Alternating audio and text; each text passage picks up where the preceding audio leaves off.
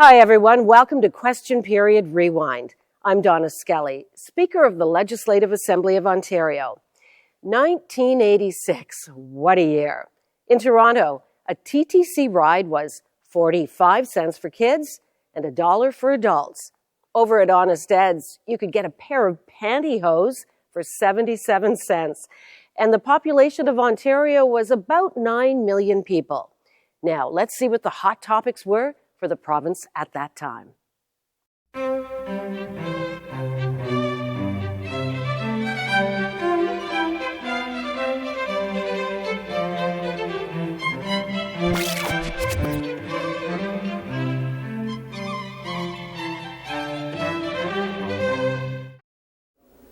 Oral questions.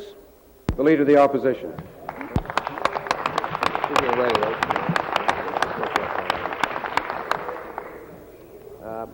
Speaker, I have a question for the Premier. Yesterday I asked the Attorney General about the possibility of appointing a mediator, something that you appeared to endorse a few weeks ago, to try and bring some balance to the discussions and with the OMA and try and avoid the potential for chaos and crisis that may befall the system as early as tomorrow.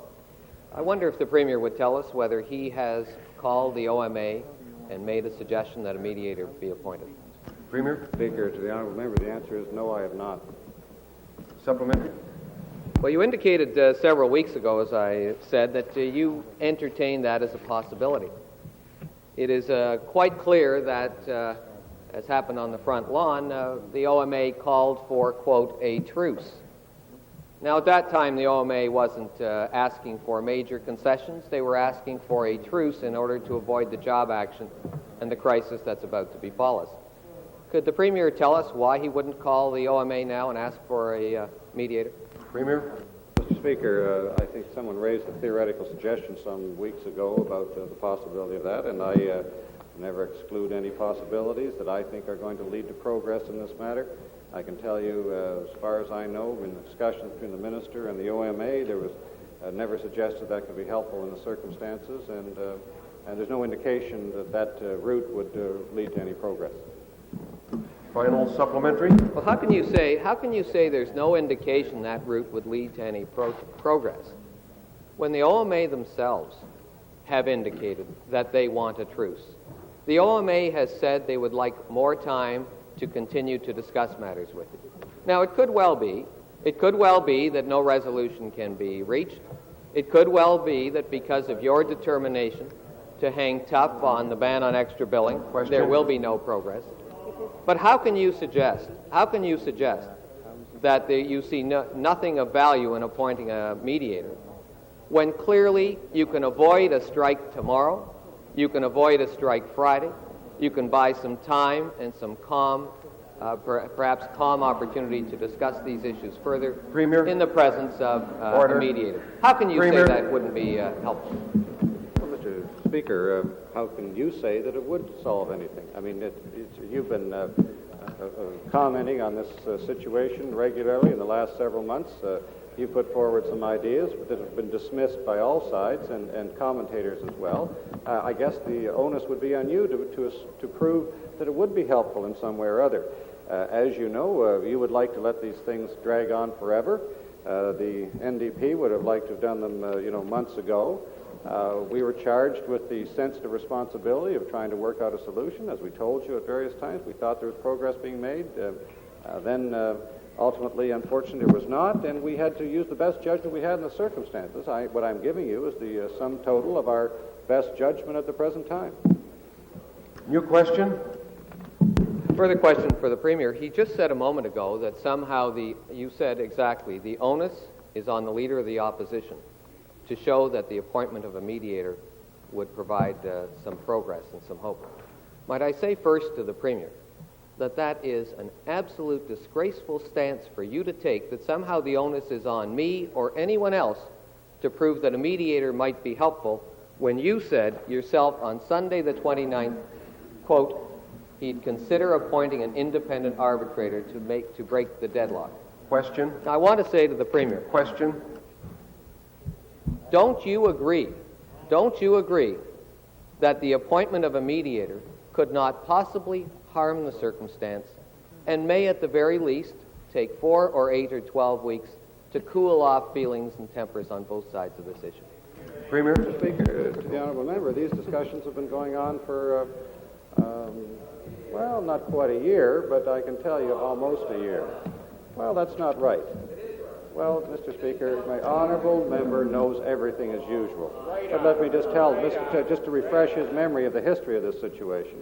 Shortly after we assumed office, discussion started. We said we wanted to discuss the extra billing issue, and there were many meetings, and I participated in those with the leaders of the OMA, going back to last summer. So this it may come as a surprise to you, but I'm sure it hasn't come as a surprise to others that this has been going on for a long time. You make suggestions from time to time on a variety of subjects. If you make useful suggestions, we try to take advantage of them and follow them up. In our judgment, as I told you, at this present time, it wouldn't be able to solve anything except delay forever, and we'd end up in the same position 3 or 4 or 5 months, however long you want to delay it, as we are today. Supplementary? I want to remind the Premier that he suggested that the alternatives put forward by the opposition party in this House have been rejected by all reasonable commentators, your friends, the media, your only measure of how you're doing, and the OMA. I want to tell the Premier that our 4 recommendations have been accepted by the Ontario Medical Association as things they are now willing to do, indication that the OMA is in fact prepared to negotiate and listen to constructive suggestions offered by politicians. Now I ask the Premier, other than risking job action closer to a provincial election campaign, what has he got to lose by having 60 or 90 or 120 days of mediation? Premier? Well, Mr. Speaker, I'm used to the honourable member attributing motive regularly in this House, and I guess that's his right to do so. I guess it comes as a bit of surprise to him that we're doing what we said we would do. Now, you're perfectly entitled to criticize the way we're doing it, which you do regularly. Your ideas of tipping the doctors, I think, have been rejected by most people. And I say to you that I think the minister has used incredibly good judgment the way this thing has been handled. See, one of the realities of life, and I'm sure the honourable member would agree with me, is sometimes there are such difference of opinion that one just can't capitulate. You have experience with capitulation in these matters, and you know what's happening. You know the kind of problems that we had to deal with in these circumstances, you above all.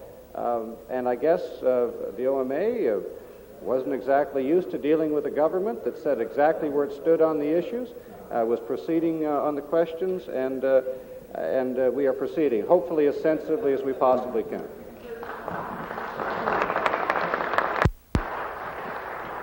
Final supplementary? I want to read a quote from the leader of the government in February 28, 1982, with regard to the fee negotiations you were just referring to. It said, "It's so easy." This is the words of the Premier.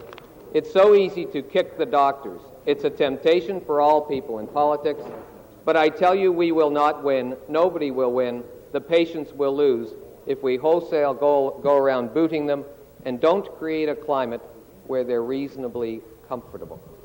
You can legislate them all back into OHIP tomorrow, but I believe that will create far more stresses and lead to a deterioration in the quality of service if we did that." Who said that? Now, that was what you said in 1982. Question?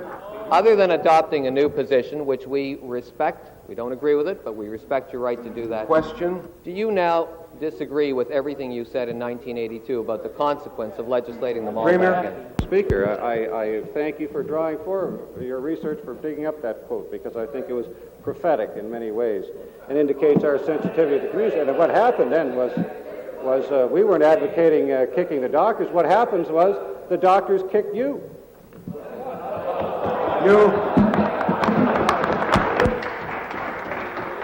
Order.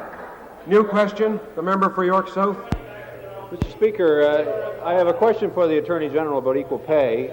I'd like to ask the Attorney General, I'm sure he will realize that the by delaying the introduction of private sector legislation as much as he now intends to delay it.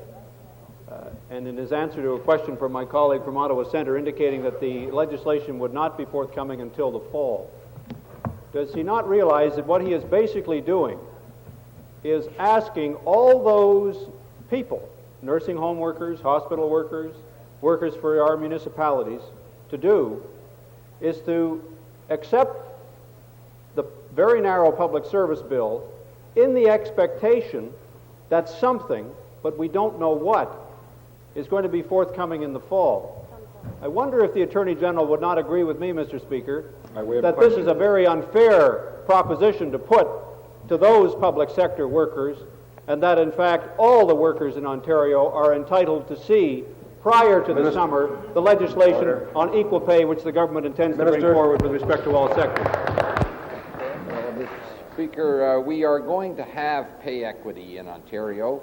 The Premier has indicated that the public service bill will go first. It has been introduced in the House and will in due course be debated. We have agreed that it will be brought to the broader public and the private sector after full consultation. Consultation means a detailed examination with the public and the interest groups of the various modalities to affect the scheme.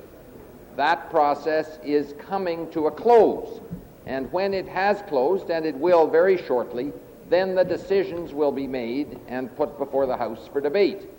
The process of government in this legislature is not fast. We concede that. But to be fair to the interests involved, including the interests that my friend has referred to, it must be thorough and it must be open and consultative. Supplementary. Speaker, I've heard of Mo Kaufman. I have not heard of modalities, and I want to just say to the Attorney General that this just isn't good enough. You cannot. The Treasurer is having a hard time today. Nobody's asked him a question yet, and he's getting upset. He's yawning. The question to the Attorney General: you cannot reasonably expect well over 90% of the working women in this province to simply wait around and hang around on the expectation that something is going to come. Now, the accord provided that the Premier signed a year ago provided very clearly that legislation with respect to equal pay in the public and private sectors would be a priority for the government. You delayed it once, and now you're announcing a second delay into the fall. Why do you insist on doing that kind of a delay when you know the impact that it is going to have on many, many millions of women who are demanding equal pay and right now who are not getting it from this government? The reality is clear, I think, Mr. Speaker, that there would have been no commitment on the part of a government to pay equity if this government had not been elected. The predecessor government. The predecessor. You only got 25 seats.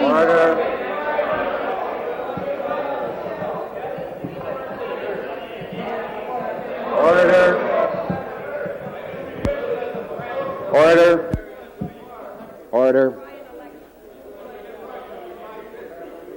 Order. Just order. Order. Attorney General. Well, Mr. Speaker, we feel like the government. How do you guys feel? Now, to answer my honorable friend. Take a look at Larry's face. You can tell how he feels. To answer my honorable friend. Order. We're taking humble lessons from Larry. Order.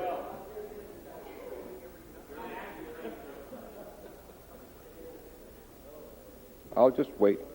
Attorney General? To answer my honorable friend who raised this question, I recognize that there is delay in this process. It is not delay for the purpose of delay. It is delay because the bill, it will be in its nature complex if it is to be effective and to have teeth, as I think it must have. It also must carry with it the community that all of us represent, which is the community of Ontario. And that requires, in a modern age, a high level of consultation. And that's what we're doing, in the hope that as soon as possible we can bring forward a bill that will be supported by the people and that will be effective. That's our commitment, and frankly, we are doing the best I can do and my colleagues can do to honor it.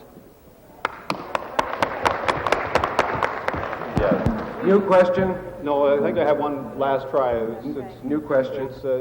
I think there's one last try, a third's up, Mr. Speaker, but one doesn't know what the answer will be. But I'd just like to ask the Attorney General, does he not realize that the implication of what he is saying, and I just asked him to remind him that Mr. Dimma, who is one of the anointed three that he appointed on his panel, said that the effect has been, quote, to delay the entire process. He admitted that. That's the effect of what you've done in terms of your so-called consultation. But do you not realize that you are putting women working in the public sector, in nursing homes, in hospitals, women working in the private sector, in factories, right across this province, you are putting them in an impossible position when it comes to having to deal with the very narrow bill which is called Bill 105. I wonder if the Attorney General would not recognize that it would be far wiser, Mr. Speaker. The question's been asked. Attorney General?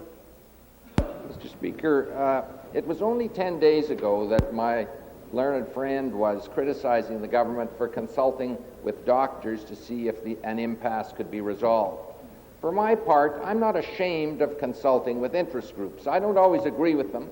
I don't always accept their positions, but I think that kind of consultation is important. Tomorrow morning, we will be meeting with the pay equity group composed of trade unions from all across the province who are making a useful contribution to the process of developing a complex and, I hope, effective piece of legislation.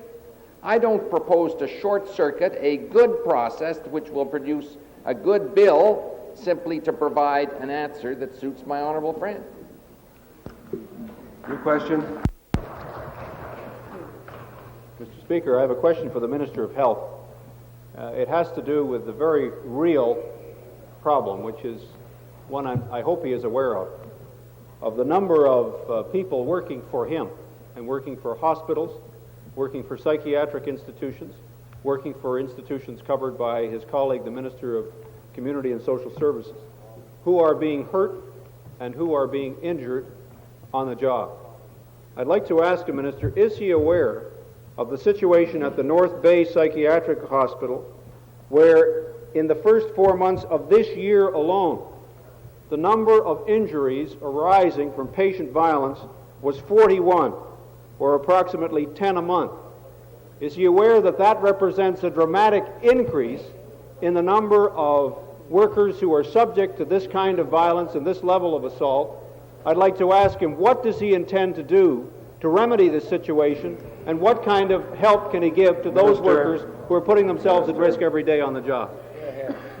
Oh, Mr. Speaker, the honourable gentleman will know, I'm sure, that we have in fact met on occasion with the representatives of the workers at the institutions right across the province, and we have received some suggestions with respect to things that might be considered, and I have in place within my ministry, but with representation from other interest groups, or at least representation to be provided, a way of analyzing the role of the employee in the workplace and how, in fact, we can address some of the areas that have been identified as causing difficulties for employees in the workplace. I can tell you that I met just recently with the president of OPSU, and we have been making some steps to try and activate some of the employee relations committees and other things to assist us in deciding how we best can attack that difficult situation.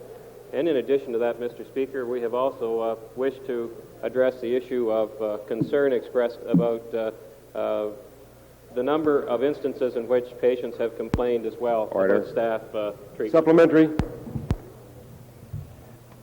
Mr. Speaker, I hope that the Minister will be aware of just how serious this problem is, not only in psychiatric institutions, but also I'm sure he's aware it's a problem in nursing homes, it's a problem in many public institutions which provide care or treatment for people. I wonder if the minister can tell us specifically what does he intend to do to deal with two very real problems which have been brought to our attention, and I'm sure to the minister's attention, on a great many occasions. The first one is the enormous problem of inadequate training of staff at all levels with respect to this problem.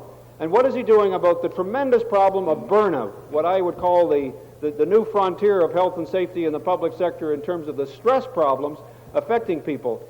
In particular, I'd like to ask the minister to address those two problems and give us some answers on those. Minister. Well, Mr. Speaker, those two particular items were addressed in our meeting, or at least raised and discussed in general terms in the meeting with the President of OPSEU and some of the representatives of his executive, and we have agreed that we will, in conjunction with the members of the unions who participate in those discussions, to try and come up with ways of addressing the issue of stress and the need for training or retraining. Final supplementary. Speaker, if I could go back to one example, and it's only raised because it's one example of which we were made aware in the submission that was made to our Health and Safety Task Force some time ago by Mr. Bill Russell, who's the Health and Safety Representative at North Bay Psychiatric Hospital. I wonder if the minister can tell us what does he intend to do about this problem in this institution. The first 4 months, 450 days total lost time, some of which were due to direct patient injuries resulting from attacks by patients, and others resulting from tremendous burnout and morale problems, and as a result, people losing time in that way. What does he intend to do about that particular problem at that particular institution in order to make sure that the patients in this province are getting the care they deserve? Well, Mr. Speaker, in general terms, when we met with OPSEU and when we had come to discuss those situations, we did not address specific facilities. We were talking in general terms, but we realized that the reason that the question was raised in general was that, in fact, there was a need to address some concerns with respect to stress in the workplace. I have no qualms about saying to the honourable gentleman that we have undertaken to work in cooperation with those people as representatives to try and come up with some way of dealing with the problems. Once we're able to identify and define the problem specifically, we will move. I will take, Mr. Speaker, the particular example and alert my ministry staff to the concern raised by the honourable gentleman. I can also tell the House that I have unfortunately not been able to attend at the North Bay Psychiatric Facility to do a tour, as I have done at several others. I've been at the Lakehead and Whitby and several other facilities, but unfortunately I have not been able to be there, but I look forward to being able to address some of those concerns when I visit that facility. New question, the member for Brantford. Mr. Speaker, my question again is to the Attorney General regarding pay equity. I just say to the Minister, the combined opposition are going to move to expand your pay equity bill. You really should get on board. Don't get caught outside on this one. Early fall. My question to the Minister, though, is regarding your panel. Can the Minister explain why your pay equity panel, which was announced with great fanfare and is publicly funded at some considerable expense, will be making its recommendations only in oral form and only to yourself and to the Premier? Attorney General. Well, first of all, I'm interested to hear that the honourable member for Brantford is expressing the view of the combined opposition. I find that interesting, and I would like to know what accords that particular representation is based on. Let me say that I very much hope that the honourable member will not introduce a proposal of the type he suggests, because it will greatly disadvantage the members who belong to the Ontario Public Service Employees Union, the Canadian Union of Public Employees, because the bill will, as you will see from its terms, have to be substantially rewritten. The fact of the matter is that the Pay Equity Consultators panel will be making a report of what it has heard, and they will have access both to me and the Premier, as the Labour Advisory Committee and the Business Advisory Committee will. Supplementary. Thank you, Mr. Speaker. The Attorney General answered both the observation and the question. I just say to the Minister, if you truly want to demonstrate your commitment to the working women of this province, you would move to bring your bill to the broad public service and not to the very narrow definition that you have used, which I don't believe lives up to your commitment during the election or during the court. And I happen to think the third party agrees with us. I say to the minister. You ask the minister. I ask the minister. The representatives that you have put on your pay equity panel have said that they are making the recommendations orally only to the Premier and only to the Minister. Now, when you announced this panel, you said that your commitment was to open and accessible government. We will begin a consultation process available to all. I say to the Minister, how does a secret consultation with the Premier and yourself come close to meeting that commitment, and why won't you make this consultation available to the members of the House? Here, here. Well, let me deal with the observation. First of all, I understand that an attempt to expand the bill to include the broader public sector is well-intentioned. There's no question about that. The reality is, as advanced by my honourable friend from Brantford, it is a plot to shipwreck and delay the public sector bill, because anybody will know that it will have to be substantially rewritten. And I hope that the House will very seriously consider before that course is taken, as I'm sure it will. With respect to the question that my friend has asked, Order. With respect to the question that my friend has asked, it is, of course, the first question asked over again, and I give the same answer. Privilege, point of privilege, Mr. Speaker. Order. Point of privilege? A point of privilege, Mr. Speaker. I say the Attorney General's most recent comment imputes motive to me and to the members of this party. I want to say to the Minister, we're not out to shipwreck your... Order. Order. With the new question, the member for Port Arthur. Thank you, Mr. Speaker. I have a question for the Minister of Labour in the absence of the Minister of Community and Social Services. Would the Minister explain why, in this day and age, neither his ministry, the Ministry of Health, the Ministry of Community and Social Services, and the Ministry of the Solicitor General are able to provide adequate workplace safety for public servants working in the province's psychiatric hospitals and the Centres for the Developmentally Handicapped?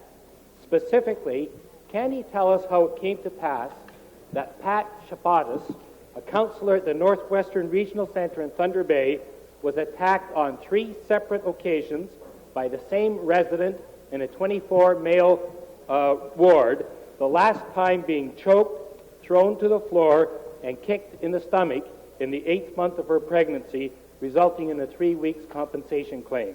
Why are incidents like this allowed to happen in Ontario's institutions almost daily? Minister.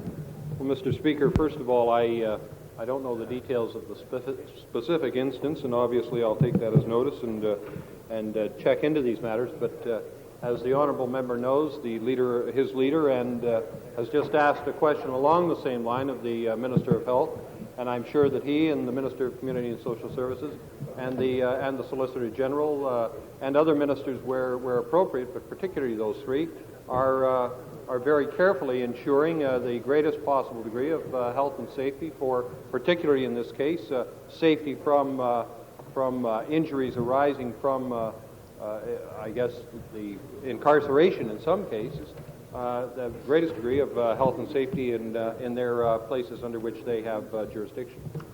Well, I thought the Minister was responsible for health and safety, Mr. Speaker. Mr. Speaker, due to understaffing, attacks on workers in public and the provincial psychiatric hospitals and centres for the developmentally handicapped happen regularly. Has the Minister been made aware that these attacks are increasing due to understaffing? By 46% at the Lakehead Psychiatric Hospital, that is 76 to 111 over this last year, and by 77% at the Northwestern Regional Centre, between 84 and 85. What specific measures will his government take to rectify a situation where Ontario's public servants are required, as a condition of employment, to suffer physical assaults and indeed to be beaten Minister. and have their lives endangered on a regular basis? Minister. What specifically are you going to do to improve Order. staff? That's the second time you've asked the question. Minister. Well, I think the honourable member should not confuse what I said at the end of my first answer. As the honourable member would know, I'm in effect not the employer in those centres. We have the health and safety branch of the ministry, and we will play our role. But I am sure, Mr. Speaker, that the ministers, two of whom are in the House today, have taken careful note of the question. My colleague, the Minister of Health, has already given a full answer to the Leader of the Third Party, and I will certainly draw to the attention of the Minister of Community and Social Services this very important matter on his return. New question, the member for St. George. Thank you, Mr. Speaker. I have a question to the Minister for Women's Issues.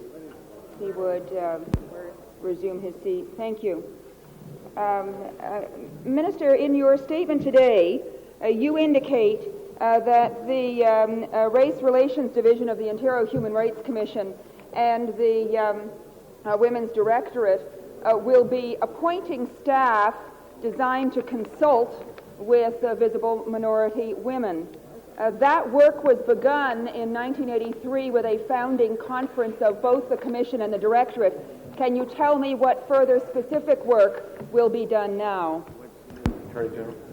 Mr. Speaker, let me answer that question and answer the response that was given by my learned friend, the Leader of the Third Party, because they both make the same point, and it's a good point, and I respect and value their commitment to the promise in this province of race relations. There are many things in this bill, in this statement, that have been announced in other places. The point is they've never been done in Ontario. That's the key thing. Since I got out of college, Gordon Cressy and Joanne Campbell and David Revel and a host of people have been saying we need race relations policies in Ontario housing. A report was made to the last government. Nothing was done about it. And I say what we're doing today is doing something about it. Now, the second thing is, to answer my friend's precise question, the government in 1982... The government in 1982 funded a conference of minority women. It made a report. As the minority women have told us when they have met with us, nothing was done about that report. We have started that process. We have not met all their demands.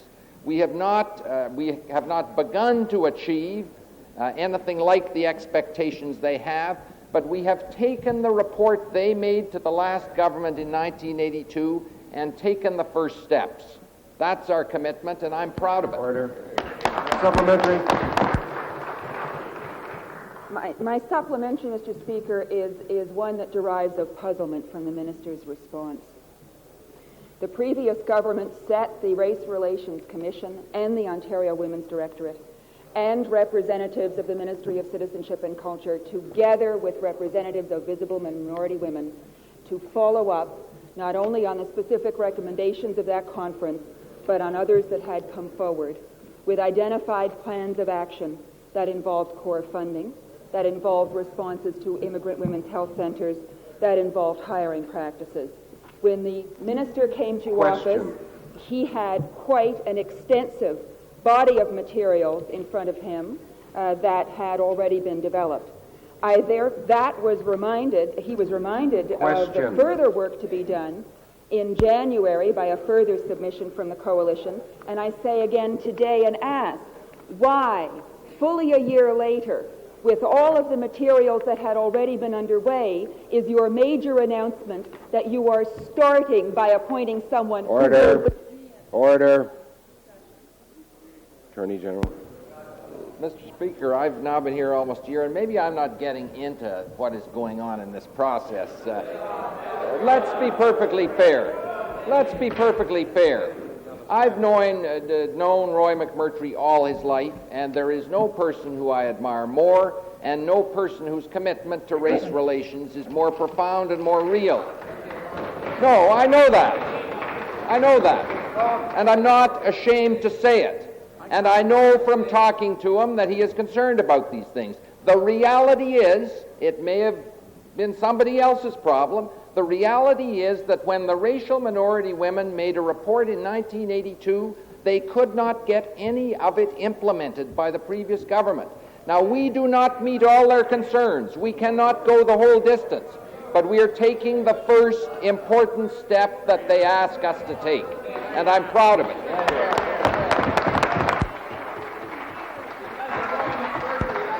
New question. One piece of legislation. Let's have one bill. Let's have one bill that solves the Order. Order.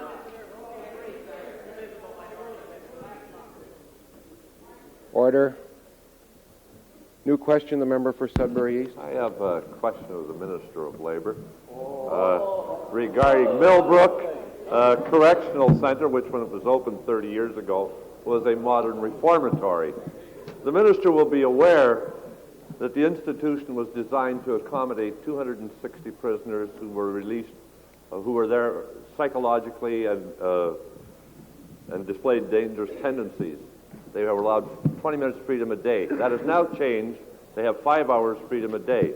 But tell me, is the Minister aware that from January to October of 1985, some 40 staff people were assaulted?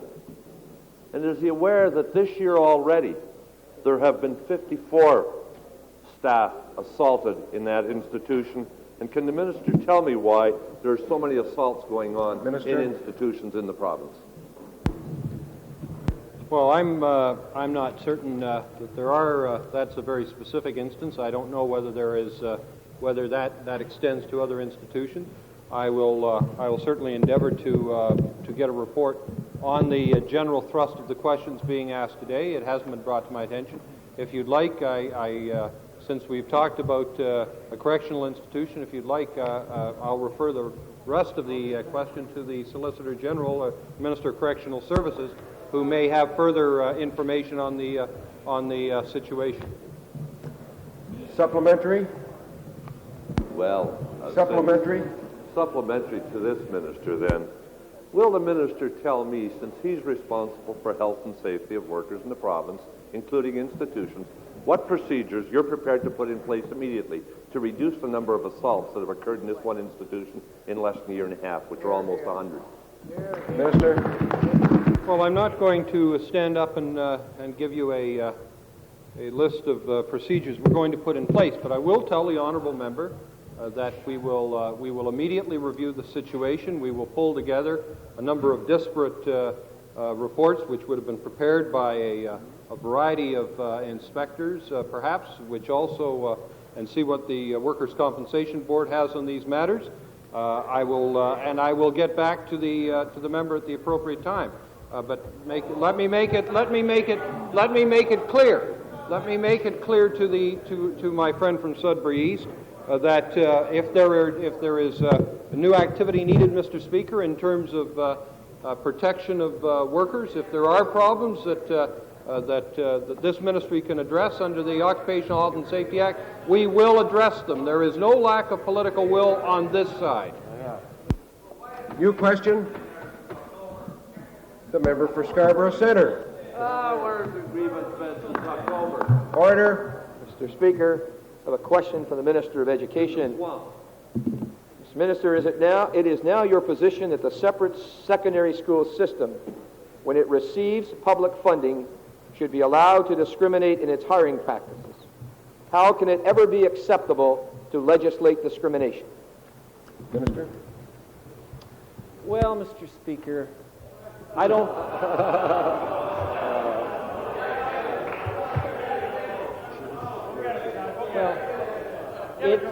It is, Mr. Speaker, a red-letter day when the Leader of the Opposition suggests that he might lead us all in grace and class classes. Did you hear the Leader of the Opposition suggest that he might undertake a class? Well, I know that... It's up to you to answer the question. The position of the government, Mr. Speaker, is very clear, and I made it abundantly clear yesterday that we, in this process of Bill 30, intend to complete a separate school system that was created before Confederation in this province and that was, in terms of its rights and privileges, confirmed in Section 93 of the British North America Act. It's quite obvious that that's the intention of the government. The courts in this province and in the country have made it clear that one of the fundamental rights that are provided to separate schools of Ontario and elsewhere is the right to hire teachers who give effect to the denominational character of that system. The very distinguished former Premier and leader of the Conservative Party, when he made the statement in 1984, made it clear that he recognized that fundamental principle. And, Mr. Speaker, quite frankly, I find it passing strange that what's left of Mr. Davis's legacy in the 33rd Parliament of Ontario does neither understand or recognize that important and fundamental reality. Supplementary.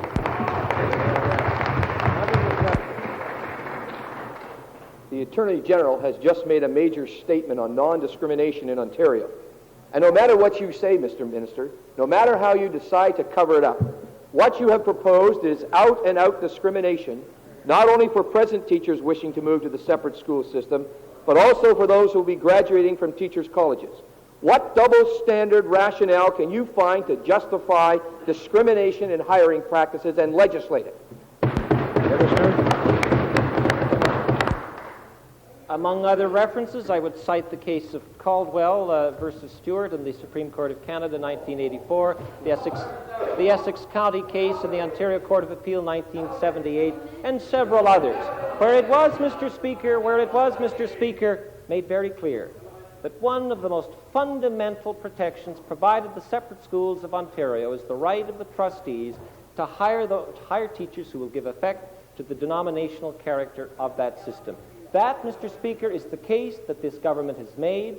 That is the case that our lawyers have already won in the Ontario Court of Appeal. And that, Mr. Speaker, is the case that we submit to this legislature and to the people beyond, and a case that, quite frankly, I'm very confident we will win when the matter is finally settled in the Supreme Court of Canada. New question, the member for Scarborough West. Thank you, Mr. Speaker. My question is to the Premier. Mr. Premier, you've heard a list of questions from this party this afternoon about the problems of inadequate staffing in institutions in the province, which are threatening the workers' safety and are threatening the quality of care in those institutions. I'd like to bring to your attention the case in Cedar Springs, in southwestern Ontario, with which you're very familiar. How can you explain in 1986 that this is appropriate care or that this is adequate staffing? One ward called Elgin 1 North has 22 profoundly retarded residents, all of whom are incontinent and all are incapacitated. 20 out of 22 are in diapers. These are all adults, and there are only two staff people to look after them. How can you consider that to be adequate staffing to look after those people or to protect those workers in this day and age? Mr. Speaker, I can't make an argument to my honourable friend on this issue. The incidents that have been brought to the attention of the House today by him and by his colleagues, I can assure you will be looked into, and I appreciate the information you're providing.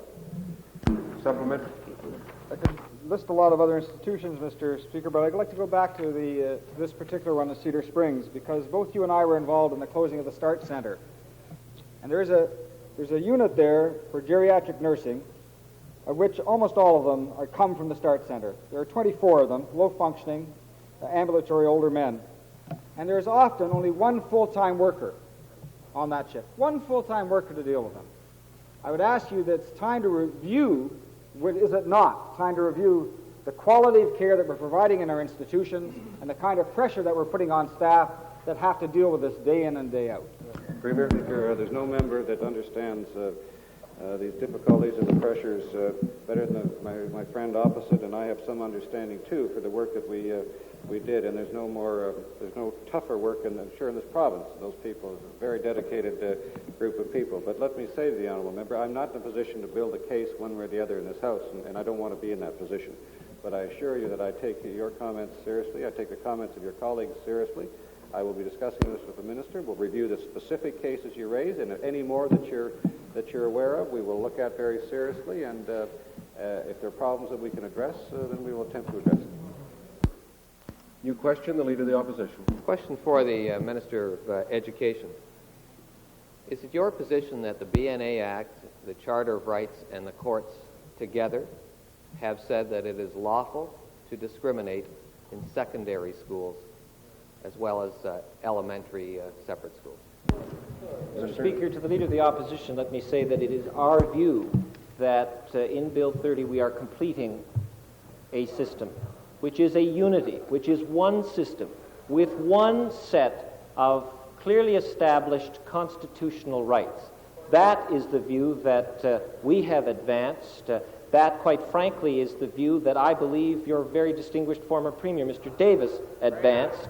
And I want to make it very clear, Mr. Speaker, that in Bill 30 we believe we are completing something old, something basic, something fundamental to the essence not just of Ontario but of Canada. And we are talking not about creating in Bill 30 a new system, but completing an old system with one set of constitutional rights and protections. Supplementary. The Minister of Education doesn't have the courage to stand up and really speak for his convictions. I want to give him the opportunity to do that.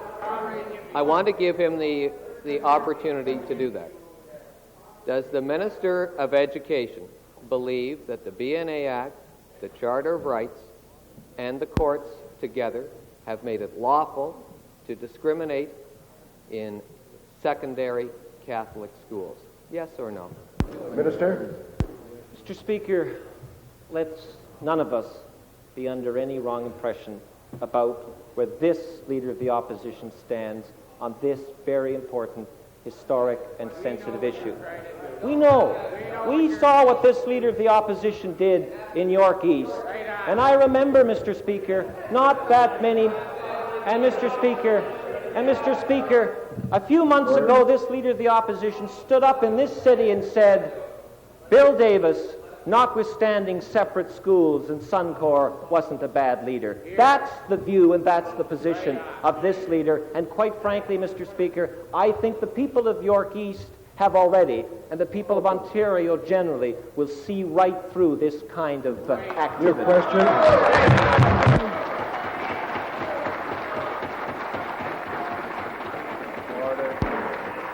New question, the member for Beaches Woodbine. Thank you, Mr. Speaker. I have a question for the Minister of Corrections. Mr. Minister, I've been told that a 72-year-old male inmate of Millbrook Correctional Center was recently kept for approximately 85 days in a former punishment cell, now used as a segregation cell, with no toilet, only a hole in the floor, and no sink. And his only misdemeanor appeared to be occasional banging on his door and noisy talking, which could be classified in his case as the somewhat incoherent ramblings of a man with an aging mind. Will the minister investigate the situation, and if my information is correct, will the minister tell the House if he thinks this is a proper way to treat an elderly inmate who may need a doctor more than punishment or segregation? Minister. Mr. Speaker, I'd be quite happy. I'm aware of the incident, and I believe that I'd be quite happy to make known to the member the exact circumstances surrounding it. It does have one of those pathetic situations. The man happens to be one who is incontinent, absolutely has refused to make use of hygienic facilities within the institution, no matter how much urging of the staff. It cannot be compulsory upon him. There's requests of every member of the inmate population that the person be removed from their midst for their protection. He is there for the offenses he's committed against the laws of the country. Supplement. Well, Mr. Minister, perhaps he should be in the hospital part of the prison rather than in the segregation cell. But will the minister also investigate the case of another male inmate of the same institution, aged about 52, who was kept in a similar cell for 103 days, although he had not been charged with any breach of prison rules, as far as I am aware? If the minister agrees that this kind of treatment is inhumane, will he instruct his correctional staff to deal with minor behavioral problems in a way more in keeping with modern criminology standards? Minister. I'll certainly investigate, though I'm not aware of the second incident the member has brought to my attention. I'll be glad to report back to her. But let me assure you, we do attempt to make sure that they are treated in humane a way as possible in the circumstances of the structures in which we have at our disposal. New question. Member for Brantford. Mr. Speaker, I have a question for the usually good-natured Chairman of Management Board. And the question is this: why has the Minister of Citizenship and Culture affixed a 2-foot sign to the back of her car that says, "The Honourable Lily Munro, Minister of Citizenship and Culture"? Are we dealing with an identity crisis here, or is it so that everyone will know Lily's in the car and salute as required? And not Tony. Mr. Speaker. Order. I'm just wondering if that really relates to the chairman. Does that relate to the chairman of management? Oh, it does. Do you know where that came from? No. Minister? It looks like it may have come from the parade. Minister? This looks very much, Mr. Speaker, like it was part of a celebration or a parade. I'll check into the date that this was taken and what the circumstance is. I can tell you I haven't seen this. If the Honourable Minister were here, I'm sure she'd be happy to answer this. This is the most important question of the day from the member from Brantford, and I'll be sure to see that he gets an urgent response to this very pressing issue in this province. Mr. Speaker, I say to the Minister, we do take this very seriously indeed. I say by way of supplementary, is this an isolated incident?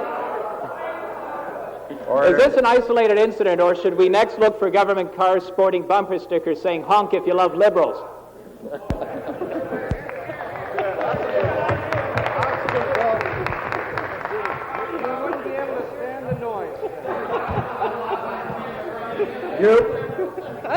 New question. I don't think you want to know. The member for Ottawa Centre. Mr. Speaker, my question is to the Minister responsible for women's issues. Mr. Speaker, the Minister made it clear in an answer to my question a few days ago that when it comes to the issue of access to abortion service, he prefers the role of prosecuting Crown Attorney rather than that of advocating for women. And if he wants to resign his role as Minister responsible for women's issues, he should do that. But in the meantime, would he please explain what action he's taking to advance the Liberal election promise of equitable access to abortion service for women in need? Attorney General. Speaker, I think the question of access to abortion is primarily a question for the Minister of Health, and I would refer the question to him. Question to the Minister of Health. On a point of order, I believe this minister, in fact, is responsible for women's issues, and it's in that context that I asked the question. That's right. Well, that's fine, and I believe that's why you placed the question to the Attorney General, and the Attorney General referred the question to the Minister of Health, as I understand it. I have no control over whether they answer or whether they refer it. Did the Attorney General refer it to the Minister of Health? Correct? I did. You did? The Minister of Health, any response? Mr. Speaker, I didn't hear the entire question because we were discussing, of course, the content of the honourable gentleman from Brantford's question with respect to the sign. I can tell the honourable member in general terms that in fact we are examining questions of access, and we have information that there are problems in some of the areas. We have set up discussions with some people, and I can tell the honourable member that we are making progress with respect to coming to grips with access definition of problems. Supplementary. Mr. Speaker, obviously neither minister has an answer to my question. I'd like to ask either one of them. It doesn't matter which one is. Mr. Speaker, the Minister of Health... But you place it to the Minister of Health? The Minister of Health, as the Minister responsible for women's issues, won't answer. Given that Mr. Peterson most clearly and specifically promised to provide access to abortion service, and that access is becoming more limited instead of improving, will this Minister of Health tell the Minister responsible for women's issues and also the Minister responsible for the Attorney General Ministry to respect the advice of the United Church of Canada, the YWCA, and many other groups which tell him not to prosecute the doctors who are providing responsible service in clinics outside hospitals in Ontario? Minister? Mr. Speaker, the request was that in fact I convey those sentiments from the member from Ottawa Centre to the Honourable the Attorney General, and I shall in fact do just that. New question. The member for St. George. Yes, thank you, Mr. Speaker. I have a question to the Minister of Health. In view of the statements this afternoon about concern for visible and minority women, I noticed that health was singularly absent in the statement. I would ask the Minister whether he intends to bring forward specific programs to service immigrant and minority women's health needs. Minister? Mr. Speaker, we have on occasion received applications with respect to programs that have been designed to address particular needs not only for women but for men from the various of the multicultural communities around Ontario. As you know, Mr. Speaker, and as the members here will know, program proposals for additions in terms of new programs in areas are referred to the district health councils and are rated and are provided to us on the basis of their recommendations through the health councils to us for funding. I can tell the honourable member that there was no real indication of lack of interest on the part of the Ministry of Health because we were not mentioned in the statement.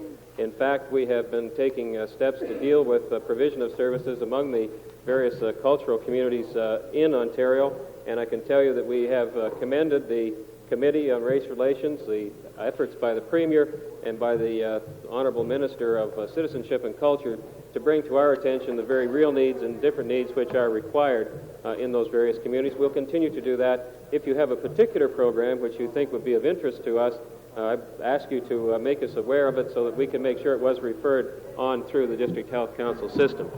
Supplementary. Mr. Speaker, the Immigrant Women's Health Centre in Toronto has been funded by your ministry since 1975. My question is why you are not prepared to fund them $27,000 for a mobile health unit that provides for obstetrical and gynecological services to immigrant and minority women in this area. Mr. Speaker, I don't have a specific answer. I can take a look and make sure I know what in fact the proposal required of the Ministry of Health for funding. I can tell you that with respect to that particular project, those new and expanded programs are rated and ranked by the district health councils of the areas in which they are, and we will, in fact, take a look at their recommendations on the basis of their rankings. New question, the member for Welland Thorold. The Minister of Consumer and Commercial Relations, Mr. Speaker, the Minister will recall yesterday that in a rather convoluted attempt to discredit the proposal for a price control for gasoline in this province, he said, I quote, "Nova Scotia, which has such legislation, has the highest priced fuel in Canada," end of quote. And of course, he had stated that several times previously. I'd like to ask the Minister why he would make a statement like that when Stats Canada, which I have here, shows that Nova Scotia has consistently during the last 2 years had the lowest or the second lowest price for gasoline of all of the 5 provinces east of us and continues to this day to have the second lowest price. Why would you give false information like that to this House? Minister. Mr. Speaker, I should probably qualify that remark, and you may be right in the grand scale. What I meant to say is exclusive of tax. As far as the price from the refinery, exclusive of provincial tax, and there's no question about it, we charge 8.3 cents per litre tax in Ontario to provide the citizens of Ontario with their roads and the services that we provide. If you take the tax out, you will find that the price of gasoline in Nova Scotia is considerably higher than the price of gasoline in Ontario.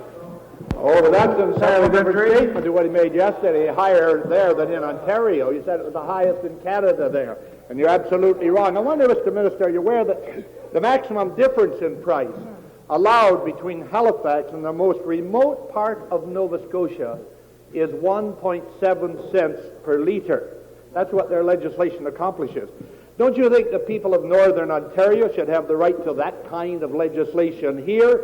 And will you enact such price control legislation so the people of the North will have that kind of protection, and in fact the people of all of Ontario will have price protection against a rip-off by the oil companies?